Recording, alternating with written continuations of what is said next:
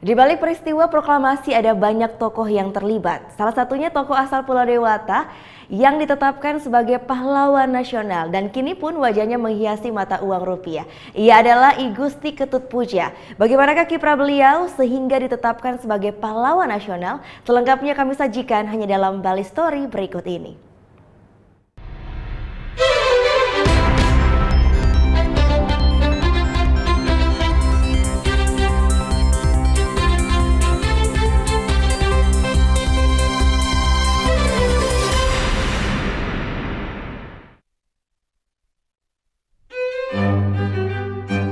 I Gusti Ketut Pudja lahir di Sukasada, Buleleng 19 Mei 1908. Pudja adalah putra pasangan I Gusti Nyoman Raka dan Jero Ratna Kusuma. Terlahir di kalangan bangsawan, I Gusti Ketut Pudja tidak begitu sulit untuk mendapatkan pendidikan. Tahun 1934 Pudja berhasil mendapatkan gelar Master in Direction dari Ridge Hook School di Jakarta saat berusia 26 tahun. I Gusti Ketut Pudja kemudian bekerja di sebuah kantor residen Bali dan Lombok di Singaraja. I Gusti Ketut Pudja terlibat dalam politik nasional ketika Jepang yang menyerah pada sekutu membentuk Panitia Persiapan Kemerdekaan Indonesia atau PPKI. I Gusti Ketut Pudja terpilih menjadi salah satu anggota PPKI mewakili Sunda Kecil, yaitu Bali dan Nusa Tenggara. I Gusti Ketut Pudja yang datang tengah malam juga terlibat dalam perumusan naskah proklamasi di Rumah Laksamana Maeda tanggal 16 Agustus 1945. Keesokan harinya, Pudja turut menjadi saksi sejarah pembacaan teks proklamasi tanggal 17 Agustus 1945. Peran I Gusti Ketut Pudja mulai terlihat saat rapat-rapat PPKI setelah proklamasi kemerdekaan. Sehari setelah proklamasi, PPKI mengadakan rapat membahas Piagam Jakarta sebagai dasar negara.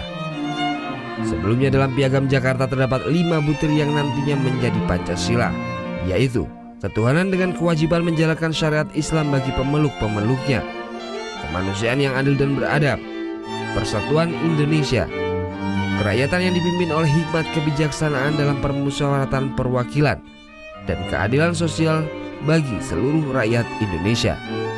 Sebagian warga dari Indonesia bagian timur, termasuk I Gusti Ketut Pudja, tidak menyetujui butir pertama. Pudja kemudian menyarankan agar menggantinya dengan kalimat ketuhanan yang Maha Esa. Atas pertimbangan dari beberapa tokoh, usul tersebut kemudian diterima dan bunyi butir pertama Pancasila kemudian diubah oleh Muhammad Hatta. Tanggal 22 Agustus 1945, Presiden Soekarno mengangkat Pudja menjadi Gubernur Sunda Kecil yang meliputi wilayah Bali, Nusa Tenggara Barat, dan Timur. Tugas pertamanya sebagai gubernur adalah menyebarluaskan proklamasi kemerdekaan dan menjelaskan konsep dan struktur pemerintahan pada masyarakat hingga ke pelosok. Setelah menjadi Gubernur Sunda Kecil hingga tahun 1958, jabatan terakhirnya sebagai Ketua Badan Pemeriksaan Keuangan hingga memasuki pensiun pada tahun 1968. I Gusti Ketut Pudja meninggal pada usia 68 tahun atau tepatnya pada tanggal 4 Mei 1977. Untuk menghargai beberapa jasanya, beberapa barang pribadi milik I Gusti Ketut Pudja juga disimpan di Museum Perumusan Naskah Proklamasi di Jalan Imam Bonjol, Jakarta. Pemerintah Kabupaten Buleleng juga memberikan nama sebuah gedung di eks Pelabuhan Buleleng dengan nama I Gusti Ketut Pudja. Atas jasanya Presiden Soeharto juga menganugerahkan penghargaan Bintang Mahaputra Utama kepada Pudja. Pada tahun 2011, I Gusti Ketut Pudja ditetapkan oleh pemerintah Republik Indonesia sebagai pahlawan Indonesia bersama 6 orang lainnya.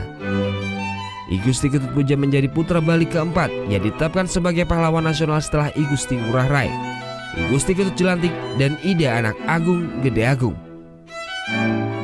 Pada tanggal 19 Desember 2016, atas jasa-jasanya, pemerintah Republik Indonesia melalui Bank Indonesia mengabadikan gambar I Gusti Ketut Pudja di pecahan uang logam Rp1.000 yang baru.